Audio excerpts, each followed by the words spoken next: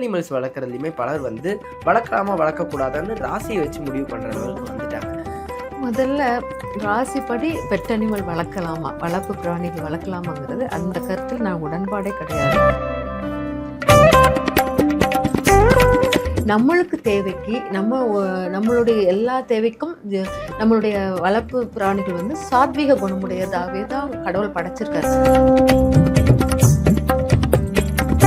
சூரிய உதயம் பண்றதுக்கு முன்னாடி சேவல் கூவுறதும் பறவைகள் ரிங்கார சவுண்டு தான் நம்மளை வந்து எழுப்புறதாவே இருக்கும். அந்த காலத்துல வந்து மனநிலை மருத்துவமே கிடையாது, சைக்காலஜி படிக்க போறோம் அப்படிங்கிறதே கிடையாது. அப்போல மனிதர்கள் வந்து மனிதர்களை தேடினாங்க, மனிதர்களுடைய உறவை தேடிக்கிட்டு இருந்தாங்க. வேப்ப மரத்தெல்லாம் வெட்ட சொல்றதெல்லாம் நிறைய இது பார்க்குறேன். இது வந்து ஜோதிடத்தை வந்து ரொம்ப தவறான, ஜோதிடர்கள் வந்து கிரகங்களை ஆளும் தன்மை உடையது. மனிதர்களுடைய போக்கையும் இப்போ உள்ளதையும் வச்சு கம்பேர் பண்ணி பார்க்கணும். ஆனால் ஃபுல்லாக விலங்குகள் தான் முக்கியமான நம்மளுடைய மனநிலைக்கு காரணம்.